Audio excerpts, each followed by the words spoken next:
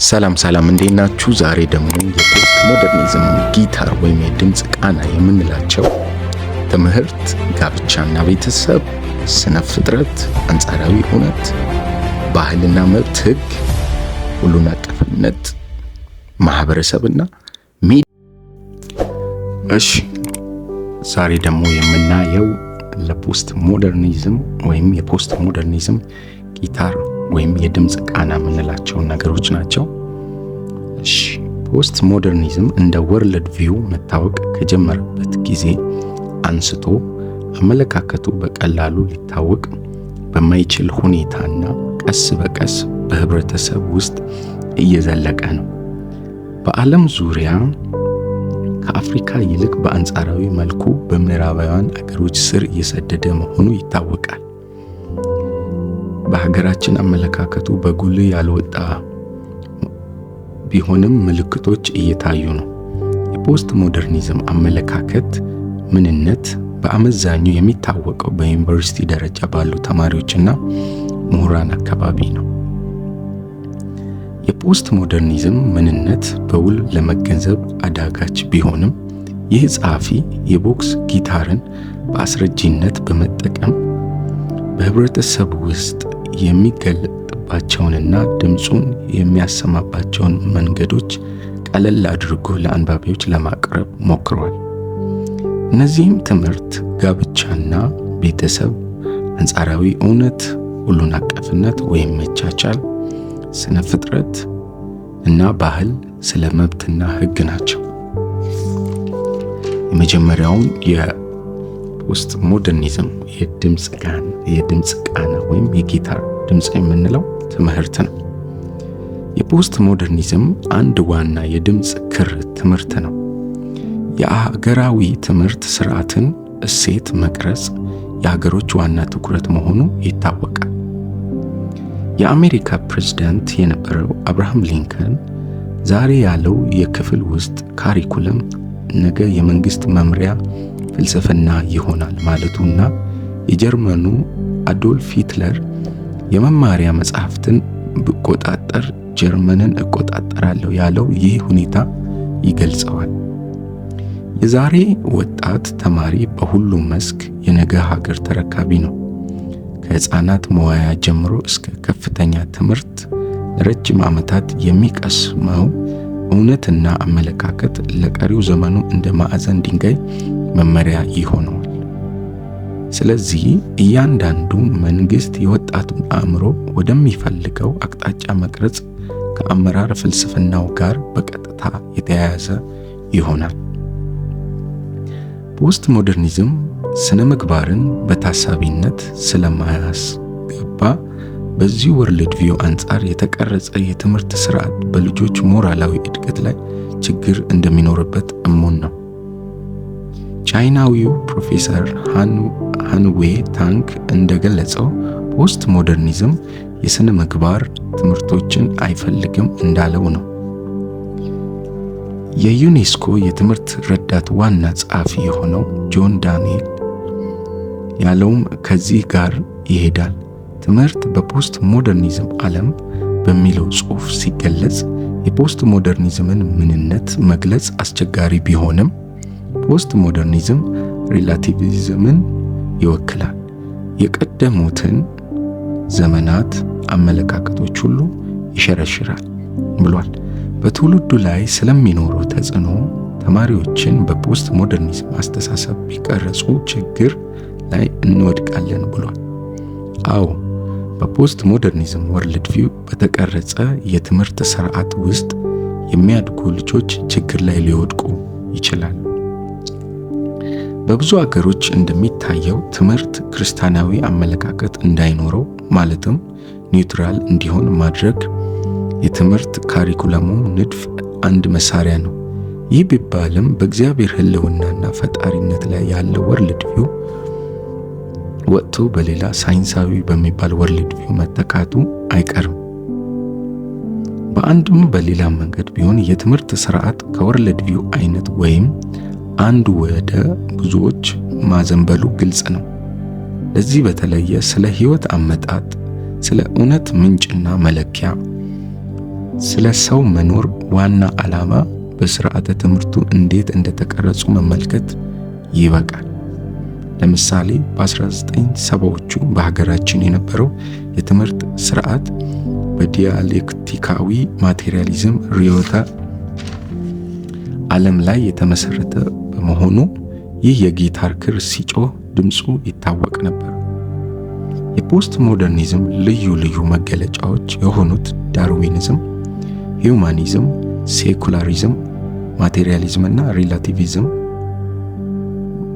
በ21ኛው ክፍለ ዘመን ሰለጠነ ለሚባለው ዓለም በአብዛኛው የአመለካከት መልኮች እየሆኑ በመምጣታቸው እነዚህ አገሮች እግዚአብሔር የለም የሚለውን አስተሳሰባቸውን በተለያየ መንገድ ያንጸባርቃሉ። በትምህርት ቤት ይህ አመለካከት ተከታታይ የሆኑ መምህራን ባሉበት ሁኔታ ደግሞ ስልታዊ በሆነ ሁኔታ ልጆችን ከእምነት ለማራቅ ጥረት ሊያደርጉ እንደሚችሉ ይገመታል። ትምህርት እያንዳንዱ ሰው እግዚአብሔር የሰጠውን አቅም እንዲደርስበትና በከፍተኛ ደረጃ እንዲጠቀምበት የሚረዳ መሳሪያ ነው። ለተማሪዎች ዕውቀትና ክህሎትን በመስጠት ችግርን ፈቺዎች በዕድሜ ዘመናቸው ሁሉ መማርና መመራመርን የሚወዱ ዕውቀታቸውን የሚያሳድጉ እንዲሆኑ አድርጎ መቅረጽ ተገቢ ነው። ትምህርት ትውልዱ የኑሮውን እውነታ የሚያውቅበትና የሚለማመድበት መንገድ ስለሆነ ትምህርት ቤቶች ዓለም አቀፍ ደረጃውን የጠበቀ ጥራት ያለው ከሀገር ተጨባጭ ሁኔታ ጋር የተገናዘበ ዕውቀት ማስተላለፍ ይጠበቅባቸዋል። ከዚሁ ጋር ተማሪዎች እንደየክፍል ደረጃቸው ሚዛናዊ በሆነ መንገድ ስለ ተለያዩ ወርልድ ቪዎች ተረድተው ያለ ተጽዕኖ የራሳቸውን ምርጫ እንዲያደርጉ ማገዝም የመምህራን የሙያ ግዴታ ይሆናል። ሆኖም መጽሐፍ ቅዱሳዊ ይዘት ያለውን ስርዓተ ትምህርት ማግኘት ትግል በሆነበት በ21ኛው ክፍለ ዘመን እያንዳንዱ ወላጅና ቤተ ክርስቲያን ባዶውን ቦታ ለይተው ልጆቻቸውን በእውነት ቃል ማስታጠቅ ኃላፊነታቸው ነው። ዮሐንስ 17:17፣ ቆሮንቶስ 2:6-7። ቤተ ክርስቲያን የተገኘውን ቀዳዳ ሁሉ በመጠቀም በሀገራዊ የትምህርት ካሪኩለም ቀረጻ የሚቻለውን ሁሉ ከማድረግ አንስቶ በተለይ ለአባሎቿ መጽሐፍ ቅዱሳዊ ወርልድ ቪው እንዲያውቁ ኃላፊነቷ ተግታ መወጣት የተልእኮዋ ክፍል መሆኑን ልብ ማለት ይገባል። ሁለተኛው የፖስት ሞደርኒዝም የጊታር የድምፅ ቃና የምንለው ጋብቻና ቤተሰብ። የፖስት ሞደርኒዝም ሌላው የጊታር ክር ከጋብቻና ቤተሰብ ጋር በተያያዘ የሚያሰማው ደማቅ ድምፅ ነው። የሪላቲቪዝም ሞራላዊ አንጻራዊነት አንዱ ዘርፍ የጾታዊ ግንኙነት አንጻራዊነት ነው። ከጾታ ግንኙነት ጋር በተያያዘ ጥሩ ነው ብለህ የምታስበውን አድርግ፣ ስህተትና ትክክል የሚባል ነገር መኖር የለበትም ይላል። አንጻራዊነት በትዳር ውስጥ ለታማኝነት መጉደል ወይም ለአመንዝራነትና ለፍቺ መብዛት የሚያቀርበው ምክንያት ይህ የእኔ ምርጫ ነው፣ እኔ የፈለኩትን አደርጋለሁ፣ ለእኔ ትክክል ነው የሚል ነው። በፖስት ሞደርኒዝም ዋናው ትኩረት እኔነት፣ እኔ ያልኩት፣ እኔ የመረጥኩት ስለሆነ ውርጃና ግብረ ሰዶም የሰው የምርጫ ጉዳይ ብቻ ተደርጎ ይቀርባል። ስለሆነም ፖስት ሞደርኒዝም ለውርጃና ለተመሳሳይ ጾታ ግንኙነት ፈቃድ ይሰጣል። ከቅርብ ዓመታት ወዲህ በምዕራባውያን አገሮች ይህ የጊታር ክር በጣም ይደበደባል። ውርጃ የሰው ማንነት የሚጀምረው በእናት ማህፀን ውስጥ መሆኑን አለመቀበል ነው። በእናቴ ማህፀን ሳለው እግዚአብሔር ጠራኝ፣ ከመወለዴ በፊት በስም ጠራኝ ኢሳይያስ 49:1 እንደሚል በውርጃ የሚወገደው ግዑዝ ነገር ሳይሆን እግዚአብሔር እያሳደገው ያለው ሰው ነው።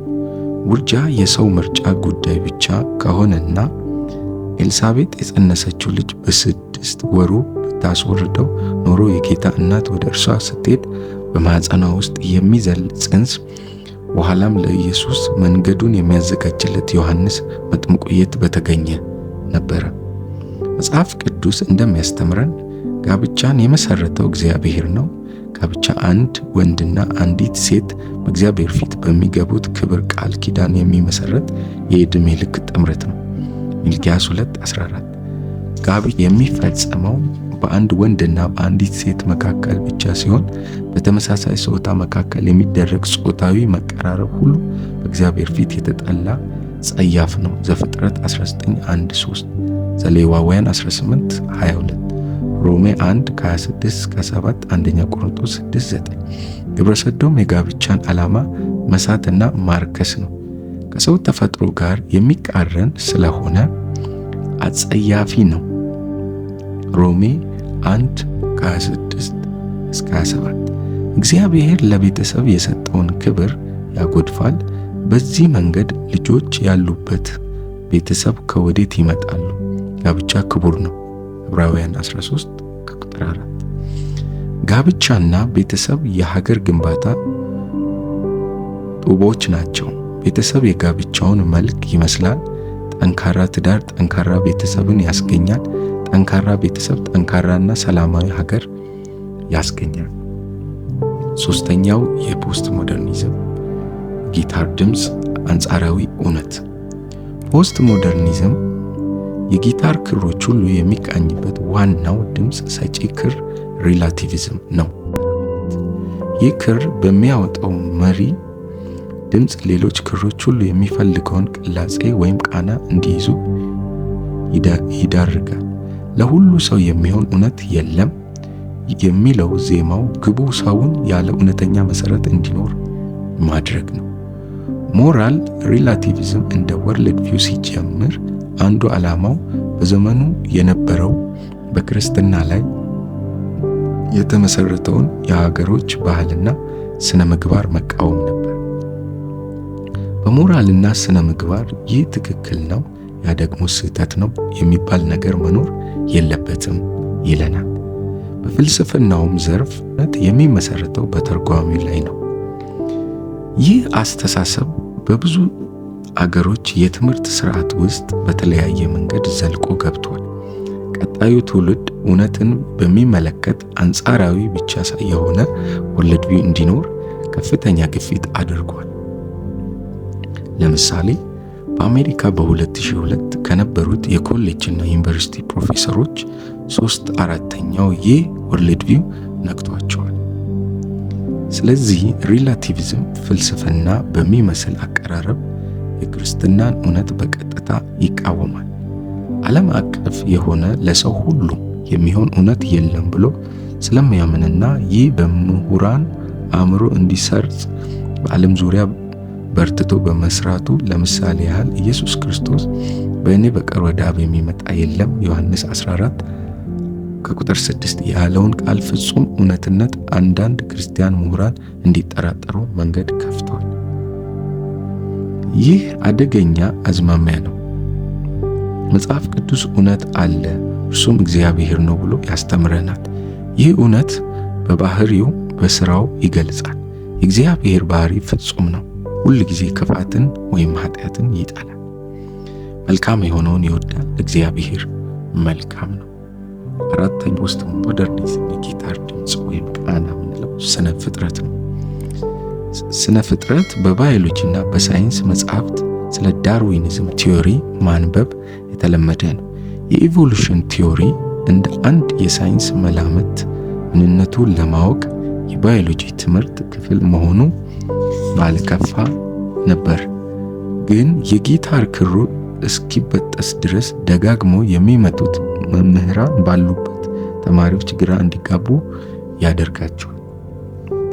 ኢቮሉሽን አቻ የሌለው ሳይንሳዊ እውነት ተደርጎ በሚቆጠርባቸው አንዳንድ አገሮች ወይም አካባቢዎች ከዚህ የተለየ አስተሳሰብ የሚኖራቸው የኮሌጅና ዩኒቨርሲቲ ተማሪዎች እንደ አላዋቂ ይቆጠራሉ። ብዙ መገናኛ ብዙሃኑ የኢቮሉሽንን መላምት እንደ እውነተኛ ወይም ትክክለኛ ግኝት በመቁጠር ብዙ ይናገሩበታል። አንድ የታወቀ የብሪታንያ ሳይንቲስት ስለ ኢቮሉሽን ሲጽፍ መላምት መፈልሰፍ ቀላል ነው፣ ሆኖም እንዲህ አይነት ታሪኮች የሳይንስ ክፍል አይደሉም ብሏል። ሌላው የኖቤል ሽልማት አሸናፊ ደግሞ የሚያሳዝነው ነገር ማንም ሳይንቲስት ሊያረጋግጠው የማይችለው ኢቮሉሽንን ለማረጋገጥ የሚጥሩ ሳይንቲስቶች መኖራቸው ነው ብሏል። አሜሪካዊው ኢንጂነር ሄነሪ ሞሪስ ዘ ኦሪጂን የተሰኘውን የዳርዊንን ጽሑፍ በስፋት ካጠናና ከመረመረ በኋላ ስለ ኢቮሉሽን ምንም አይነት በአሃዝ የተደገፈ አሳማኝ ማስረጃ እንዳልቀረበ፣ አዳዲስ ፍጥረታት ለመገኘታቸው ምንም ምሳሌ እንዳልተሰጠበት፣ ከአንዱ ደረጃ ወደ ሌላው እንዴት መሻገር እንደሚቻል እንደማያመለክት ገልጿል። የመላምቱ አመንጪ ራሱ ዳርዊን መልስ ያላገኘለት ጥያቄ አንድ እንደነበረው አይዘነጋም። በክፍል 3.1 የቀረበውን ማብራሪያ ይመልከቱ። ከዳርዊን በኋላ የተነሱት ሳይንቲስቶችም በስነ ቅሪተ አካል ጥናት፣ በዲኤንኤ ምርምር ያጉት ሁሉ በጥያቄ ላይ ጥያቄ ጨምሮባቸዋል። እንዲህ ባለ ዘመን እያንዳንዱ ክርስቲያን ወጣት እውነታውን ከስህተት በመለየት በብርሃን መመላለስ ይበረታል። ቤተ ክርስቲያንም ለልጆቿ ከየአቅጣጫው እየቀረበላቸው ያለውን ምግብ በመመርመር ተገቢውን ምግብ ማቅረብ፣ ከመላምትና ከክህደትም እንዲጠብቁ እንዲያመልጡ ማስተማር ተልእኮ ነው። ሌላኛው የፖስት ሞደርኒዝም የጊታር ድምፅ ቃና የምንለው ባህል ወይም ስነ መብትና ሕግ። ፖስት ሞደርኒዝም የወጣቱን አእምሮ በቀላሉ የሚማርክበት መንገድ የመገናኛ ብዙሃንና ኢንተርኔት ነው። የዩኔስኮ የትምህርት ረዳት ዋና ጸሐፊ የሆነው ጆን ዳንኤል የፖስት ሞደርኒዝም ከፍተኛ ሸቀጥ ተሸክሞ ከሚመጣው የኤሌክትሮኒክስ ባህል ተማሪዎች አካባቢያቸውን እንዳያገናዝቡ መርዳት አለብን ብሎ ነበር። በዓለም ሚዲያ የሚተላለፉ ነገር ሁሉ የሚነፋበት ወንፊት የሚለካበት መጽሐፍ ቅዱሳዊ ወርልድ ቪው ለሌለው ሰው ፍሬና ገለባው እውነትና ሐሰት ይደባልቅበታል። ከባህል አንጻር የሀገርን መልካም ባህል የሚያጎድፍና ስነ ምግባር የጎደለው አኗኗርን ይጋብዛል። በመጽሐፍ ቅዱስ ወርልድ ቪው ሰብአዊ መብት የሚመነጨው ሰው በእግዚአብሔር አምሳል በመፈጠሩ ላይ ነው። ሰው ክቡር ነው። የራሱ ሕይወት ሳይቀር ከፈጣሪው በአደራ የተሰጠው ስለሆነ በጥንቃቄ መያዝ አለበት። እንዲሁም መብት አለኝ ብሎ እንኳንስ የሌላን ሰው የራሱን ሕይወት ሊጎዳ ወይም ሊገድል ቀደለትም ይጠየቅበታል። ስራን በመጥላት ሲኖር መብት የለውም። ሰብአዊ መብቶች የእግዚአብሔር ስጦታዎች ናቸው። መንግስት የሰውን መብት እንዲያስጠብቅ ለመልካም እግዚአብሔር ይሾማል። ዘፍጥረት 6:9፣ ሮሜ 1 ጴጥሮስ 2:13-17 ይስጥ መኖር አስፈላጊ ነው። ሮሜ 13:1-4። ይሁን እንጂ መንግስት እግዚአብሔርን የማይፈራ የሰውን መሰረታዊ መብት የማያከብር በሚሆንበት ጊዜ የሚያሰማው ድምፅ የከፋ ይሆናል። ለምሳሌ አንዳንድ ኮሚኒስት አገሮች ከራሳቸው ርዕዮተ ዓለም ውጭ የሆነውን ሁሉ ድሉበት ሁኔታ ይህን ድምፅ ያሳስባል። የኮሚኒስትና ፋሺስት አገሮች ከ1917 እስከ 1998 ዓመተ ምህረት ባለው ጊዜ ውስጥ ከ170 ሚሊዮን በላይ የራሳቸውን ሕዝብ እንደገደሉ ተገምቷል። ሕግ ተፈጥሯዊና መለኮታዊ ነው። ሮሜ 2:2፣ ሐዋርያት ሥራ 17:31። መለኮታዊ ሕግ የሰጪውን የሕያው እግዚአብሔርን ፍቅር፣ ጽድቅና እውነት ያሳያል። ይህ ሕግ ዘላለማዊ ነው።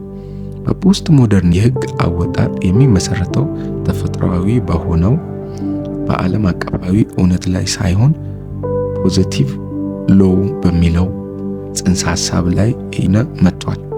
ለምሳሌ በተመሳሳይ ጾታ ጋብቻን የሚፈቅድ ሕግ ከተፈጥሮ ሕግና ከመለኮታዊ ሕግ የተቃረነ ነው። እዚህ በማወቅ ይሁን ባለማወቅ የሀገር ሕግ ወደ ተፈጥሯዊና መለኮታዊ ሕግ ሲጠጋ የሰውን እውነተኛ ክብሩነት ይቀበላል። ሕጉ እግዚአብሔር ሰውን ሲፈጥር የሰጠውን መሰረታዊ መብት ሊጠብቅ ሲጠብቅለት ለሀገርና ለሕዝብ ሰላምና እድገት ይሁን። መጽሐፍ ቅዱስ ጽድቅ ሕዝብን ከፍ ከፍ ታደርጋለች፣ ኃጢአት ግን ሕዝብን ታስነውራለች። ምሳሌ 14 ቁጥር 30። ሌላኛው የፖስት ሞደርኒዝም የጊታር ድምፅ ወይም የድምፅ ቃና የምንለው ሁሉን አቀፍነት ወይም መቻቻል ቶለራንስ የምንለው። ፖስት ሞደርኒዝም ከፍተኛ የግለኝነት ስርዓት እንደሆነ ብዙዎች ይገልጻል። ዋና ሐሳቡ እውነት አንጻራዊ ስለሆነ እያንዳንዱ ሰው የራሱ ስላለው ሁሉን አቀፍ እውነት ስለማይኖር ህብረተሰብ በመቻቻል መኖር አለበት የሚል ነው።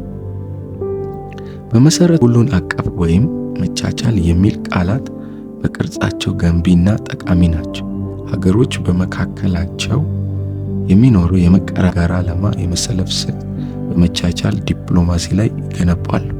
አንድ ቤተሰብ ከጎረቤቱ ጋር ለረጅም ዘመን ተቀራርቦና ተደጋግፎ መኖር የሚችለው የእርስ በርስ መቻቻል ሲኖር ነው። ችግር አልቦ ግንኙነት ማግኘት መዳን አይደለምና ችግር ባለበት ግንኙነት ሁሉ አንዱ የማቃለያው ስልት መቻቻል ነው። ይሁን እንጂ የፖስት ሞደርኒዝም ወርልድ ቪው መቻቻል ምን አይነት ነው? እንደ ፖስት ሞደርኒዝም ወርልድ ቪው ከሆነ ለሁሉም ሰው የሚሆን እውነት ባለመኖሩ አንድ ሰው ያለው እውነት ሌላው ሰው ካለው እውነት አይበልጥም። ስለዚህ መቻቻል የሌላውን ሰው አመለካከት አለመቃወም ብቻ ሳይሆን ለሁሉም የሚሆን አለ ብሎ አለመናገርም ነው። ከዚህም የተነሳ ክርስትና ሌላ በሆነ ሃይማኖት ውስጥ ላለው ሰው ወንጌል ወይም ክርስቶስን እመን ማለት አይገባም። ያ ሰው የሚከተለውን ሃይማኖት ወይም የሚያደርገውን ነገር ትክክል ነው ብሎ እስካላሰበ ድረስ ትክክል መሆኑን ተቀበልለት።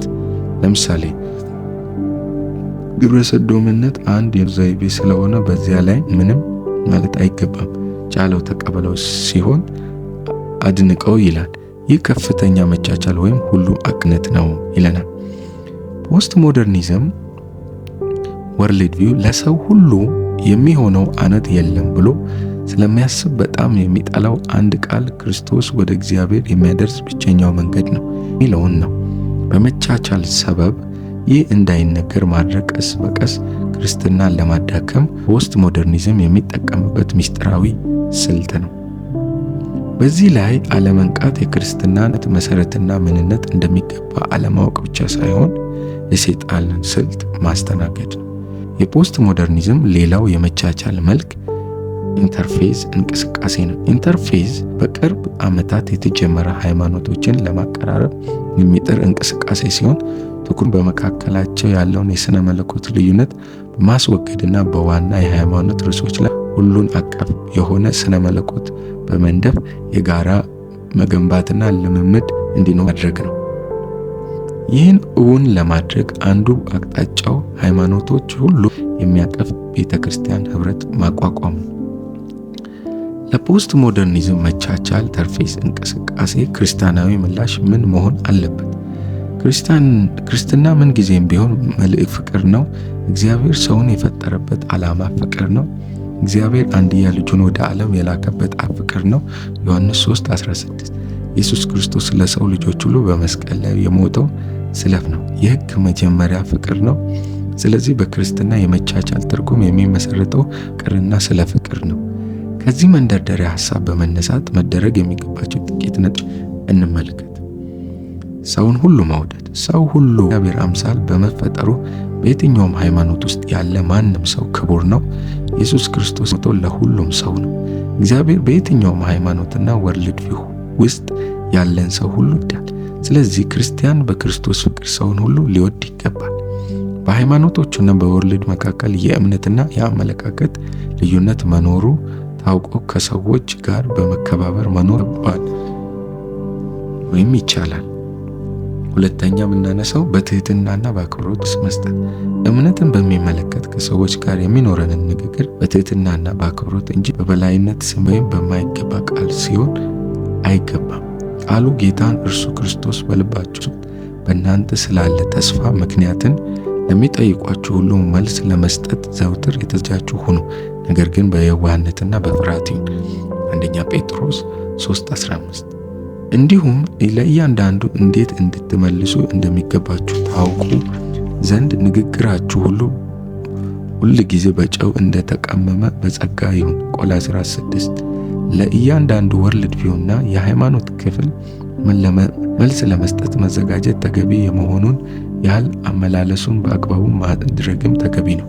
ከሁሉም ጋር በሰላም መሆን የክርስትና መልእክት ሰዎች ክርስቶስ በኩል ከእግዚአብሔር ጋር ታረቁ ማለት ነው። ሁለተኛ ቆሮንቶስ 5:18-20፣ ኤፌሶን 2:16፣ ቆላስይስ 1:20-21 ስብከቱም የሰላም አምላክ ስለ እግዚአብሔር ነው። ሮሜ 15:33 የሰላም አምላክ የሆነው ሕያው እግዚአብሔርን የሚያገልጸው ሰላም ያለውን ሰላማዊ የሆነ ነው። መጽሐፍ ቅዱስ ከሁሉ ጋር ሰላምን ተከታተሉ ዕብራውያን 12:14 እንደሚል የክርስትና እምነት የሰላም መልእክት ነው። ሰዎችን ወደ ሰላም አምላክ የሚመራ በሰላም መንገድ የሚነገር የፍቅር መልእክት ነው። ስለ እርቅ የሚሰብከው ሰው ራሱ እርቅ የሚወድ መሆን አለበት። ክርስትናን ተቀበል በማለት በምንም አይነት ሰውን ማስፈራራት የክርስትና መልክ አይደለም። ክርስቶስ ሰላም ነው፣ አልቀየጥም።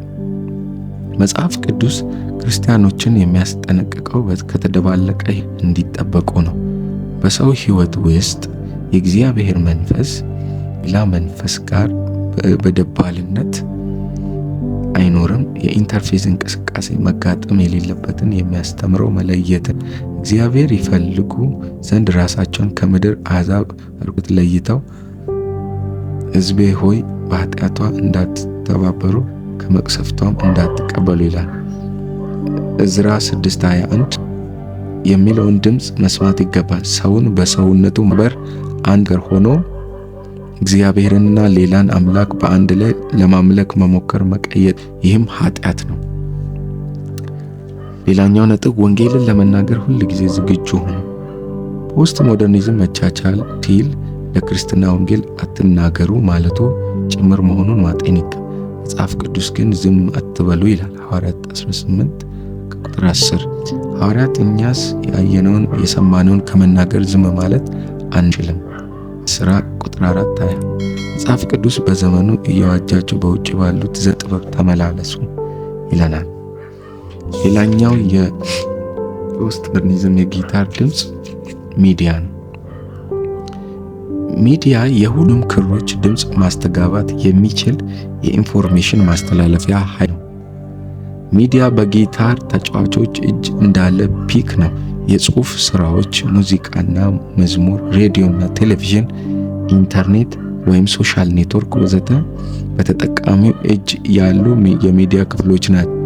ጊታር እግዚአብሔር በዜማ ለማመስገን ጥሩ የሙዚቃ መሳሪያ ነው። ይህን ጊታር ዘፈን የሚያውሉ ብዙ ናቸው። ጊታር የሚሰጠው ድምፅ በመሳሪያ ተጫዋቹ እጅ ባለ ፒክ አራት እንደሚወሰነው ሁሉ ሚዲያውም እንዲሁ ነው። የዘመኑ ሚዲያ ጠቀም በዓለም አቀፍ ደረጃ የፖስት ሞደርን አመለካከታቸውን የሚያስፋፉ ጥቂቶች አይደሉም። የሲኤንኤን ባለቤትና ዋና ስራ አስፈጻሚ ቴድ ተርነር በ1990 የዓመቱ ሂዩማኒስት ተብሎ መመረጥ ይህን ያስረዳል። ቴድ ዓለም አቀፍ መረብ ተጠቅሞ ይህን አመለካከት ሲያስተጋባል አዲስ ወርልድ ለሚሰለፍም ሰው ጠቀም ያለ ሽልማት እሰጣለሁ ብሎ ነበር። ታዲያ እንዲህ ባለ ዘመን በማወቅም ሆነ ባለማወቅ በሚዲያ የሚቀርበው ሁሉ በተመስጦ የሚቀበል ወጣት ከኖረ የራሱ አቋም የሌላው ተከታይ ብቻ ሊሆን ይችላል። ስለዚህ የእያንዳንዱ የጊታር ክር አመታትና የድምፅ ቅንብሩ በመስማት የሚሰጠውን ዜማ ማወቅ አስተዋይነት ነው። ድምፁን መለየት የለመደ ጆሮ ያላቸው ወላጆችም ልጆቻቸውን ሊረዷቸው ይገባል። የመጨረሻው የፖስት ሞደርኒዝም የጊታር የድምፅ ቃና የምንለው ማህበረሰብ ነው። የክሮቹ ሁሉ ማረፊያ በሆነው በጊታር ቦክስ የተመሰለው ማህበረሰብ ነው። ሴኩላር የሆነ ስርዓት የሚከተል አገር አወቃቀሩ ሃይማኖትን ከመንግስት ይለያል። ሴኩላር ማለት ቀጥታ ትርጉሙ ዓለማዊ ማለት ሲሆን በመጽሐፍ ቅዱስ መለኪያ ዓለማዊ የሚያሰኝ ወርልድ ቪው ያለው እንደማለት ነው። ዓለማዊ የሆነ የመንግስት ስርዓት በመጽሐፍ ቅዱሳዊ ወርልድ ቪው መቃወም ባይኖርበትም አያበረታታም ይሆናል። መጽሐፍ ቅዱሳዊ ወርልድ ቪው በደማቅ ሁኔታ ያለው በእያንዳንዱ ክርስቲያን ቤተሰብና በቤተ ክርስቲያን ውስጥ ነው።